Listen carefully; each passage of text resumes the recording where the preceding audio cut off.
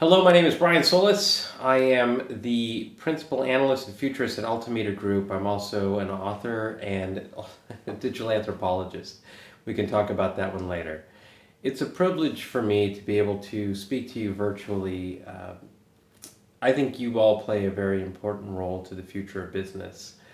My friend Raj asked me to virtually stop by, say good morning, and share with you some of my thoughts. One of the things that I think quite a bit about and have for the last way too many years is this concept of experience architecture. I wrote a book recently. Well, actually, I wrote two books that were sort of brother and sister. One was called What's the Future of Business? I named it that so that I could specifically use the acronym WTF. And its companion was the follow-on book called X, The Experience When Business Meets Design. The premise of those books is actually, I think, why you're gathered in Cliveden today for your breakfast meeting. And to be honest, I wish I was there in person. Experience is actually what life is about. And experience is something that, although it's a term widely used in business, just like customer centricity or customer relationships, or customer relationship management, or customer experience management. The thing about it that we've been missing all of these years is the humanity of it all.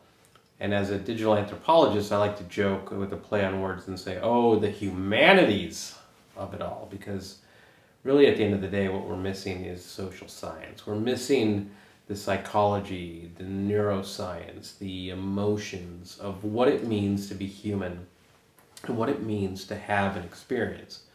See, the thing about experience is that we all have them. And when we talk about it at work, when we talk about it as a strategy, when we talk about it to any companies we may advise or speaking amongst ourselves here this morning, we miss the human being of it.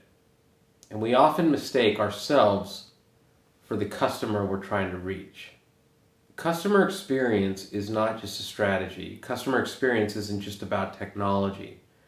Customer experience, and the word experience, is an emotion. We feel it. It's a human reaction. It's an emotional reaction to any moment. So if you think about the moments of truth, it's why Net Promoter Score, for example, is not necessarily the most accurate metric, because we're just sort of capturing an instant.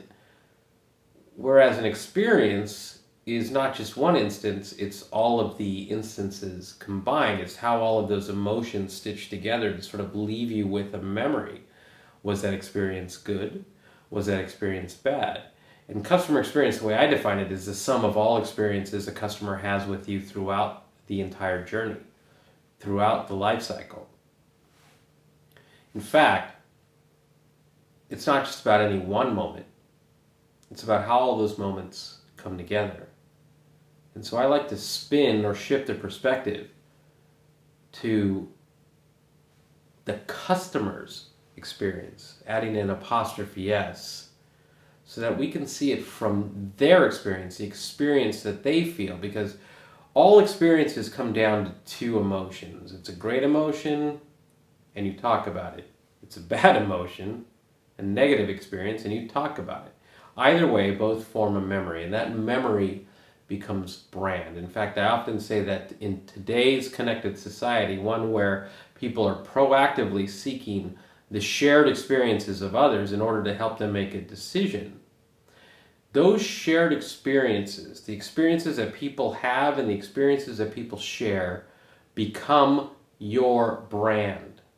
And that is the result of the customer's experience in aggregate. The internet has a long memory. Anything between a great experience and a bad experience is irrelevant. It's forgetful. That's the point. So here's why it's important. Today, we live in an era of digital Darwinism where technology and society evolve. What's not evolving fast enough are business models, perspectives, operational models, mindsets. the understanding of who the customer is becoming, not how we project ourselves and our experience and our legacy perspectives onto what we think is happening. And this is why this time is so important for the role you play in any organization you're connected with. See, digital transformation is one of the biggest trends, and so is corporate innovation. But the thing that is often missing again is, what does it mean to be human? How can we give technology a purpose? How can we give our CX strategies a purpose? How can we understand who people are, who they're becoming, what are their preferences? I often call today's customer an accidental narcissist, because with their device they can pretty much order anything, whatever it is. An Uber, they can order their lunch, they can order, I have gasoline delivery to my home through an app. We're trained to realize that we can get what we want, when we want, how we want.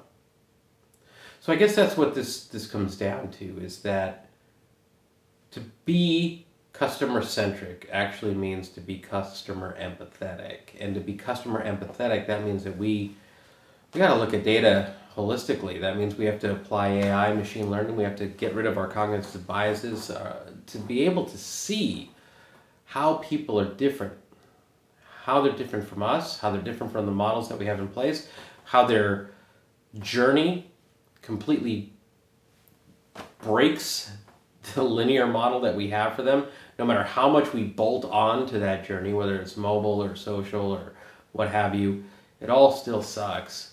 I mean, honestly, it does. If you compare the Uber experience or the Airbnb experience or whatever your favorite brand is today, in terms of something that's fast and convenient and intuitive and on demand and mobile, I mean, those are all the standards, right? Everybody competes against those standards. We just don't realize it yet. We have yet to update our models to compete against that, because our models are still sort of rooted in what I call iteration, where we're using technology to sort of incrementally improve, whereas innovation on all of these sides is about creating new value and changing the game, changing customer behaviors, changing customer preferences and mindsets and expectations. So the role we have to play is not looking at all of this stuff, this innovation, this technology, these possibilities, this new expertise we need to hire for, as cost centers. We have to see them as investments in the future, just like we would look at any startup to see, what are we investing in and what's that ROI going to give us now, 10 years from now, 20 years from now, whatever it is. Because that's what it means to think and act like a startup.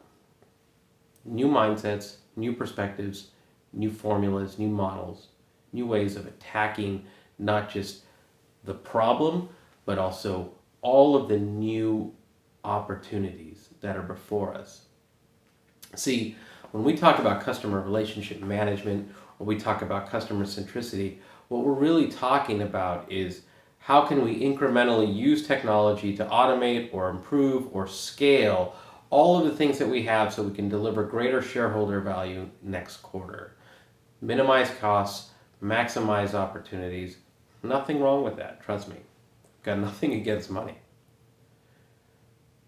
But what I do have a problem with is what I call short-termism, which is not looking at the long-term game and also the long-term results and returns that happen because we think and care about the way people are going to react to that experience. Right now, those experiences are left to chance. People already say they will pay as much more as 25% in order to get a great experience. Imagine what happens if we design that experience holistically, if it was much more on demand, if it was much more intuitive, if it was much more innovative than just stacking and building upon what we have today. Because what we have today is sort of this hybrid of thinking about the future, but it's bolted onto things of the past. This is your opportunity to be inspired and to inspire. I mean, that's the soul of my work, is constantly thinking about how to not just be better than everybody else, but to be the best that everybody wants to follow and emulate, while I'm constantly looking at the future, but connecting the dots to what is now. Sometimes I think about the idea of, it's not just about what we need to do, it's also what not to do. And I'll tell you right now, what not to do is, ignore all of the little things that are broken, and then also all of the things that are new, not just new to you, but just new. And I'll leave you with this. There are 3 different types of ways to move forward, and I think the balance is actually all 3. We just have to acknowledge that we need to do all 3 and understand the differences between them.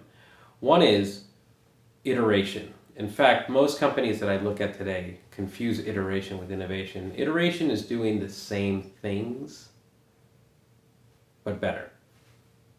Think about automation. Think about scale. Think about how AI and bots, for example, are being used today. They're used in customer service and customer support to sort of improve and augment that human engagement. It's essentially just sort of scaling what we have today and giving maybe better experiences along the way. It's good, but that's iteration.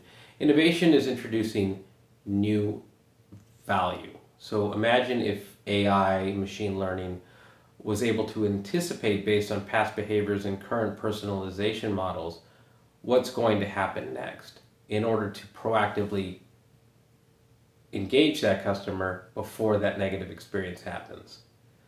So you combine iteration with innovation, and then you get disruption, which is doing new things that make the old things obsolete. And that's why there's so much disruption in the world today, because we're sort of missing this opportunity between the experience people want, the experiences we deliver, and that creates this experience divide between the two.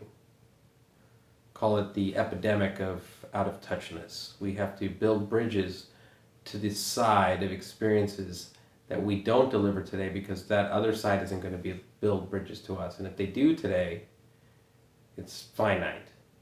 But that's where you come in. And that's why I wanted to share this video with Raj and all of you. Because as the Institute of Directors, your role is to direct the future of business.